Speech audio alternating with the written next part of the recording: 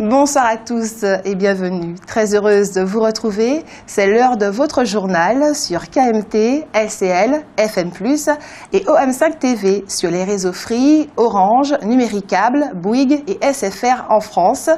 Avec moi ce soir, Roland Laouché. Bonsoir Roland. Bonsoir Guity, bonsoir à tous ceux qui nous font l'amitié de nous être fidèles.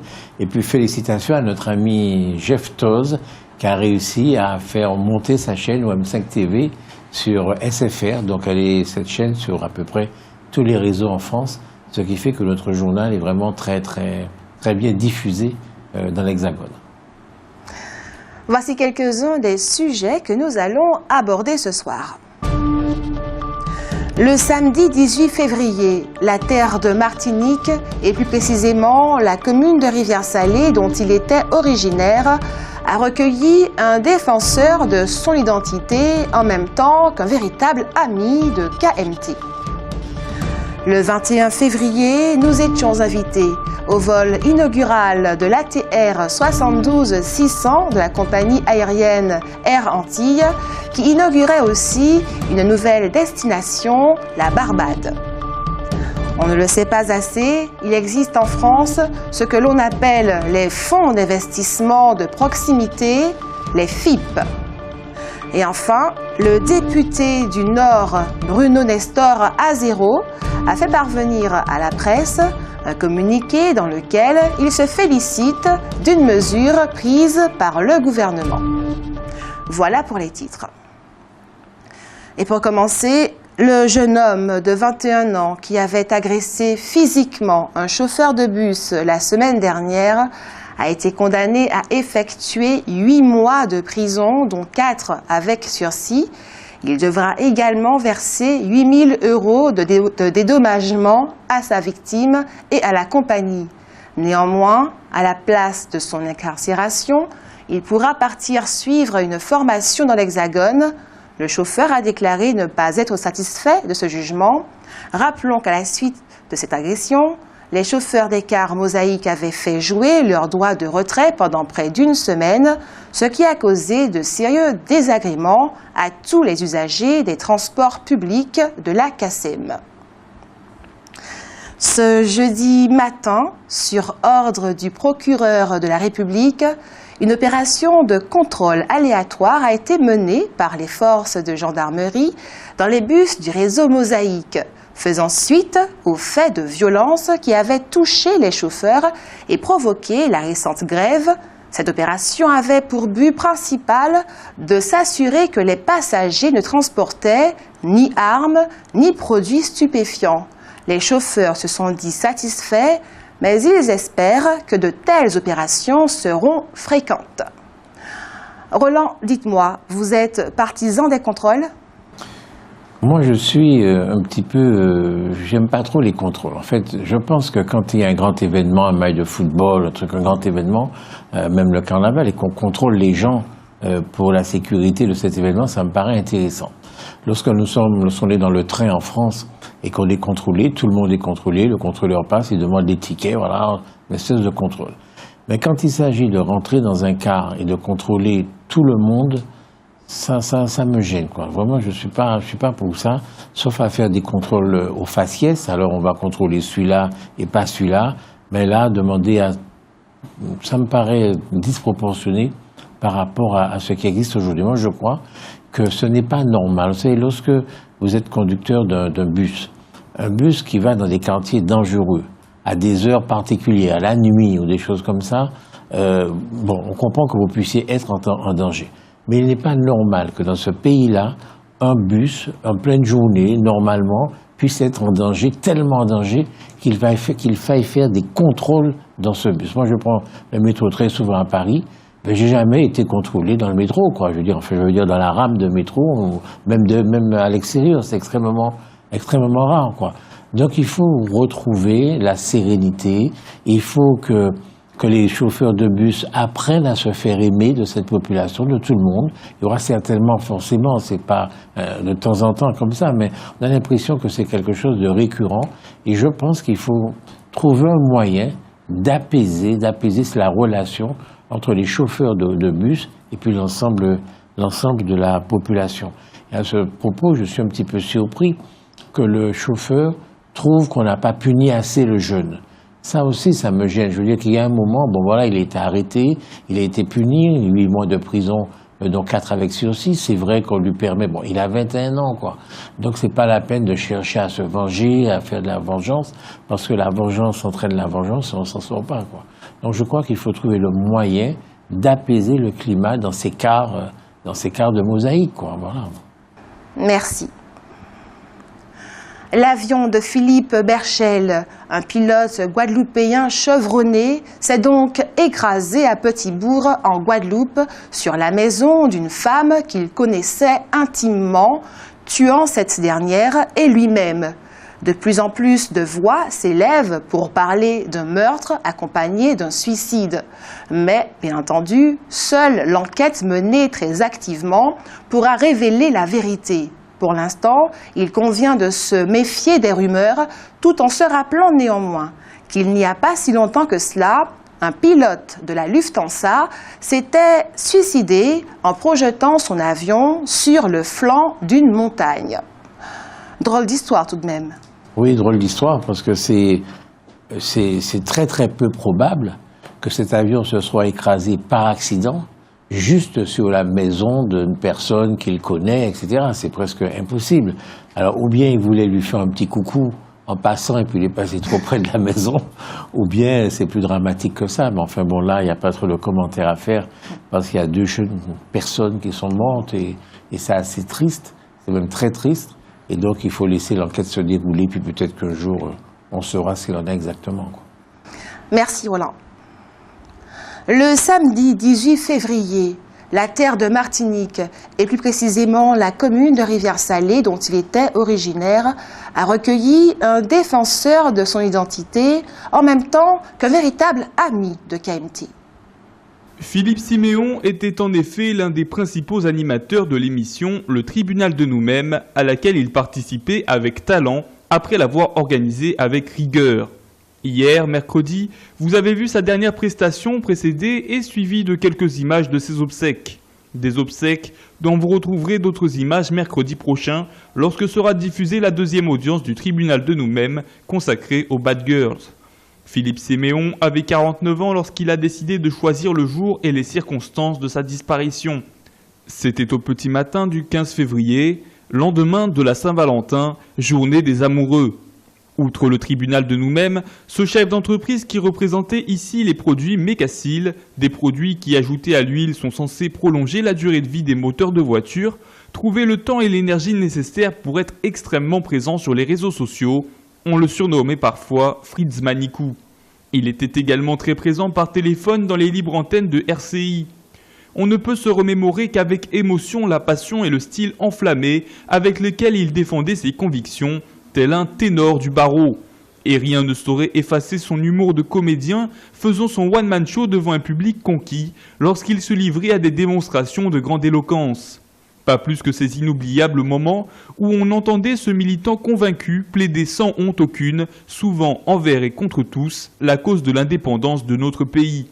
Qu'il nous soit permis de témoigner notre plus profonde solidarité à la tristesse endeuillée éprouvée par les nombreux amis et parents venus lui dire adieu à l'église de Rivière-Salée le samedi 18 février.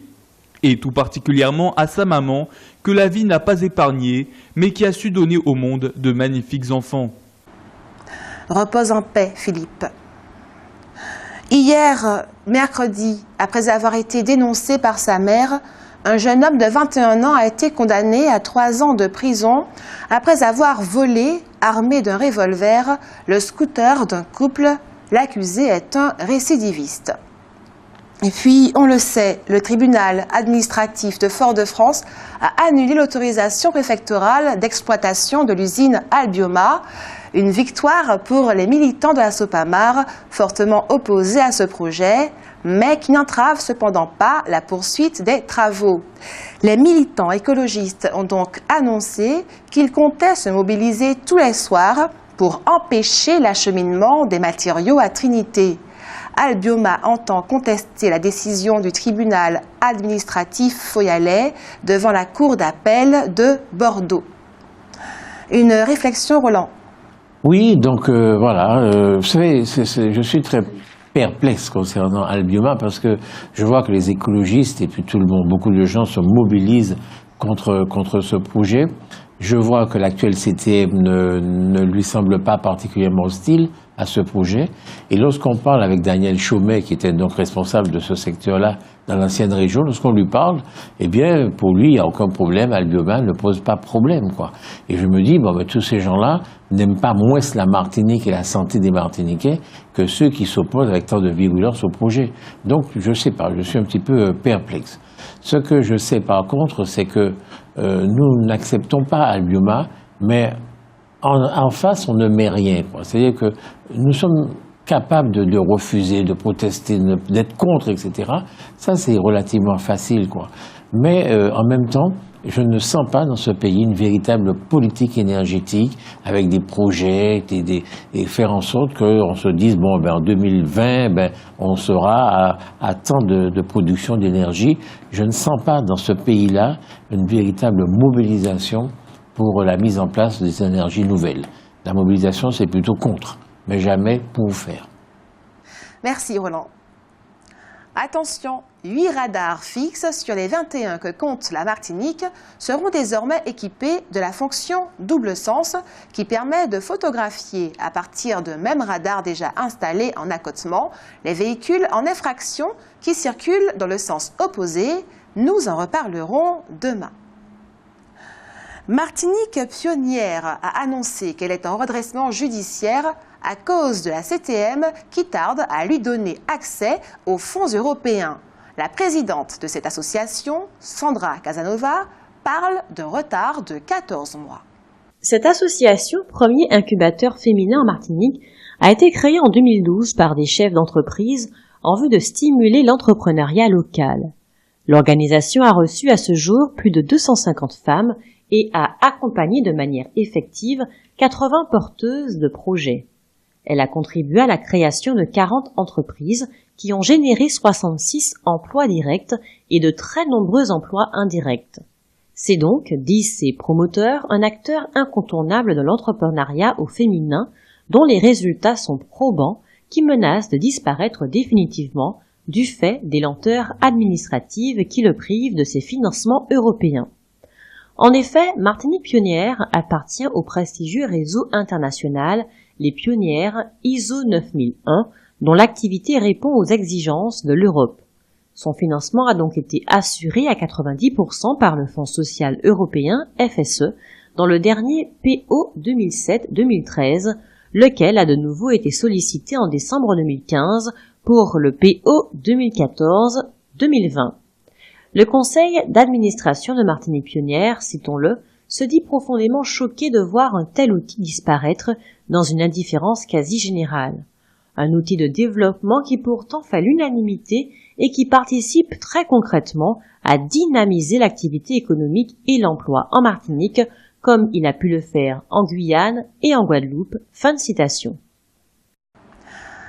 À l'approche de la récolte de la canne, les représentants des planteurs sont allés à la rencontre du président Alfred Marie-Jeanne ce jeudi 23 pour lui faire part de leurs inquiétudes.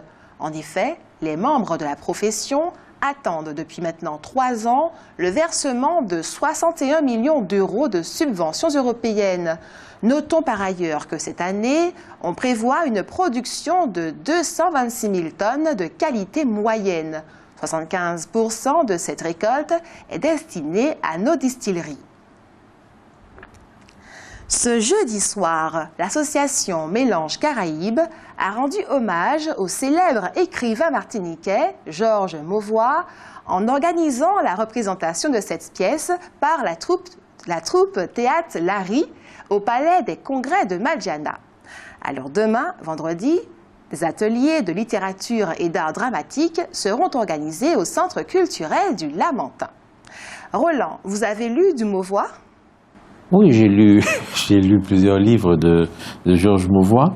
D'ailleurs, il y en a un que j'ai lu mais il y a des dizaines d'années, qui s'appelle La Génoque à Coul. Et je me rappelle, je cite de mémoire, une scène qui m'avait beaucoup frappé dans ce livre, Alors je le cite de mémoire, alors ceux qui l'ont sous les yeux, peut-être vont dire que c'est pas exactement ça, mais ce que j'ai retenu, c'est l'histoire de ce maire qui va se présenter aux élections et qui fait venir un de ses administrés qui a de l'influence dans la commune et qui, pour lui faire plaisir, pour obtenir sa voix, quoi, et puis la voix de pas mal de gens autour de lui, eh bien, il lui offre du champagne. Alors là, normalement, ça va flatter l'administré. Alors l'administré boit le champagne, il déguste le champagne et puis il dit, bon, heureux le pays qui produit une telle boisson. Mais, Michel, est-ce pas qu'il y a un petit punch, s'il vous plaît? Et là, il gâche tout. Non, ça gâche pas, au contraire. Je trouvais ça magnifique, je veux dire, voilà quelqu'un qui est capable d'apprécier ce que font les autres, mais qui reste profondément martiniquais, attaché à sa culture, attaché à ses valeurs, attaché à ses productions. Et cette petite scène-là m'avait paru extrêmement porteuse d'un tas de messages, de merveilleux messages. Et donc je me rappelle, j'ai lu ce livre il y a peut-être 40 ans, hein, mais peut-être pas tout ça. Bon, en fait très très longtemps et je me rappelle cette scène à peu près. Merci Roland. À l'approche de la période de carnaval, l'Agence régionale de la santé, l'ARS, lance une toute nouvelle campagne de sensibilisation et de prévention. Rassurez-vous, il ne s'agit pas du retour du Zika ou d'une autre épidémie, mais d'un certain nombre d'actions qui seront menées pour informer la population sur les risques liés aux nuisances sonores, notamment pour les enfants dont les organes auditifs sont encore fragiles. Alors, c'est vrai qu'il y a du bruit pendant le carnaval. C'est vrai qu'il y a du bruit pendant le carnaval et c'est vrai que lorsqu'on est au bord du Vidé, quoi, enfin juste sur le côté, et que les gens passent en jouant, ça fait beaucoup de bruit et je pense qu'il faut effectivement faire en sorte que les enfants ne soient pas tout près de ce bruit-là. Mais en même temps, ce sont des enfants. Donc si on veut qu'ils voient quelque chose, on est bien obligé de les mettre un peu devant. Et quand ils sont devant, c'est vrai. Alors, est-ce que la solution, c'est de leur boucher les oreilles avec des boules qui est? Ça le fait pas, hein, parce que bon. Donc c'est un vrai problème. C'est un vrai problème. Je ne vois pas de solution, mais c'est clairement un vrai problème. Merci. Le 21 février, nous étions invités au vol inaugural de l'ATR 72-600 de la compagnie aérienne Air Antilles, qui inaugurait aussi une nouvelle destination, la Barbade. C'est une importante délégation de plus de 60 personnes qui a embarqué à bord de l'ATR 72-600, direction la Barbade pour la journée. Journalistes, partenaires financiers, agents de voyage, personnel d'Air Antilles et représentants des compagnies partenaires Air France et Corsair. Pour Éric Coury, l'actionnaire majoritaire d'Air Antilles, la compagnie aérienne a su s'imposer en tant que compagnie low-cost régionale et a démontré la qualité de ses prestations, le choix des destinations, l'accueil des passagers et leur confort ou encore le respect des horaires. L'acquisition de ce nouvel appareil et l'ouverture de cette ligne supplémentaire s'inscrivent donc dans la continuité des ambitions de développement de l'entreprise au sein de l'espace caribéen et permettra ainsi d'enrichir l'offre proposée à sa clientèle, notamment dans le sud de la Caraïbe. Ainsi, après Sainte-Lucie, Santo Domingo, San Juan, la Dominique, Punta Cana et Saint-Martin, désormais 3 fois par semaine, Air Antilles reliera la Guadeloupe et la Martinique à la Barbade à partir de 79 € l'aller simple. De plus, un accord de partage de codes signé entre les compagnies Air France et Corsair avec Air Antilles permettra de relier Paris à la Barbade via Pointe-à-Pitre ou Fort-de-France. Richard Silly, le ministre du Tourisme barbadien, qui a assisté à la conférence de presse sur place ce jour-là, s'est dit ravi de ce partenariat. Selon lui, le tourisme est un excellent moyen d'intensifier les relations entre les îles de la Caraïbe. Il a par ailleurs, bien entendu, insisté sur les avantages de la destination Barbade en termes d'activités culturelles, mais aussi sportives. Pour Franz Taudiard, président du directoire de la SAMAC, qui assure la gestion de l'aéroport Aimé Césaire, cette ouverture de ligne est une excellente nouvelle et s'inscrit parfaitement dans la mission que poursuit la SAMAC, celle, comme il le dit, d'ouvrir le ciel de la Martinique au monde, la Caraïbe représentant naturellement des opportunités d'affaires compte tenu de notre positionnement géographique. Il a enfin rappelé que l'extension de l'aéroport reste une priorité car ce sont aussi des infrastructures adaptées et de qualité qui permettront de poursuivre ses ambitions. Ainsi, les travaux débuteront fin 2017, début 2018 pour s'achever en 2020. Outremernews.fr, site d'information actualisé 24 heures sur 24, 7 jours sur 7.